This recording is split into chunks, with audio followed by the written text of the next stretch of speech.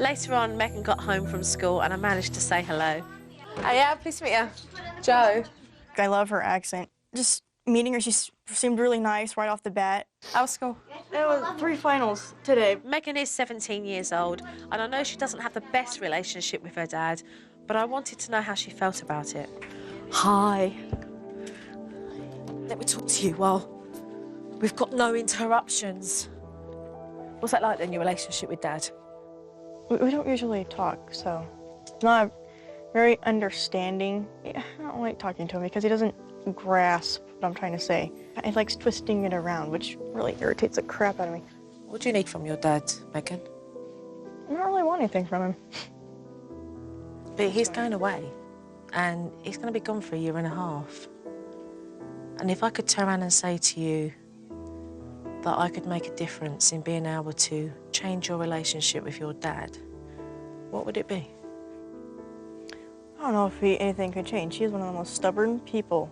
We're both stubborn people. That's why we can't get along. We're going to improve that. Jo was definitely someone that I felt I could trust. I mean, she seemed like she genuinely cared to hear what I had to say. So I found it easy to confide in her.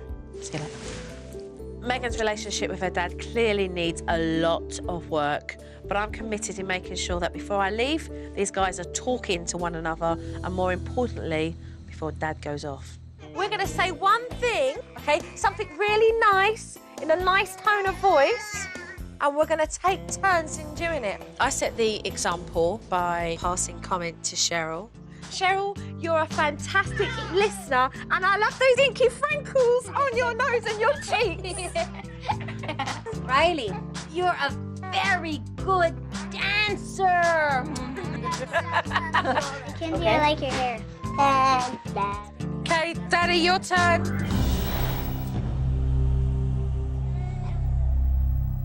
You have to actually pretend you like something about me. Tell me I'm pretty or something nice. It was awkward. You could have cut the atmosphere with a knife. And I thought, time out. These two need to talk.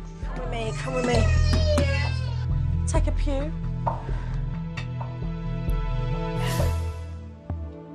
Let's cut to the chase. Your dad's going off to Iraq.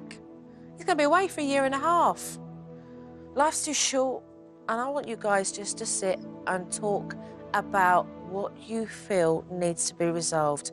These two had never sat down and communicated with one another.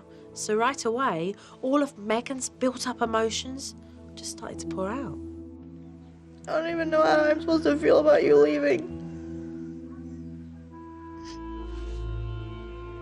I can't imagine what kind of anxieties you're going through right now, what kind of worries you have, knowing where I'm going.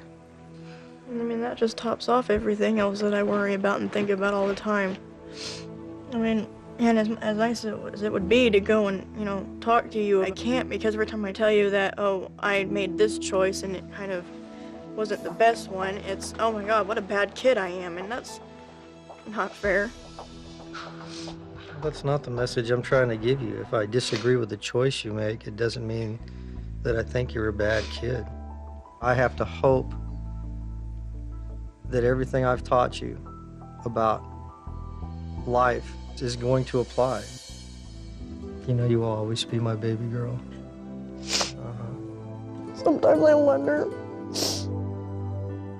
Today was a very important moment for me with my daughter.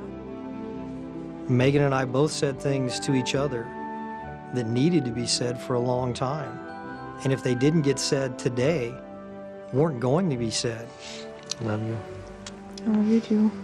Megan's absolutely petrified that her dad's going to go off to war and he's not going to come back. And that must be just absolutely horrific for a teenager. And I suggested to Dad that it would be lovely if he could leave Megan something of sentimental value and make her realise how much she's very much loved and how special she is. This is a watch that my grandfather gave to me. Anytime that you know you're going off to a war, there's that chance that you may not come home.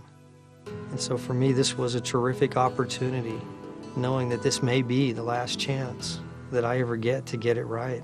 I want you to keep it for me while I'm gone, because I intend to come back for it. But while I'm gone, I want you to hold this for me. I saw that watch and I knew what it was because I knew it meant something to him. And I know he was leaving, so it meant something to me. It's so hard. I hope you come back to be able to take this. I plan on it. I have so much to come back for. I'll be fine. If Joe hadn't come into my house and opened up that window of opportunity for Megan and I to come to an understanding with each other, then I would have left, not having made peace with my oldest daughter. I love you. I love you too.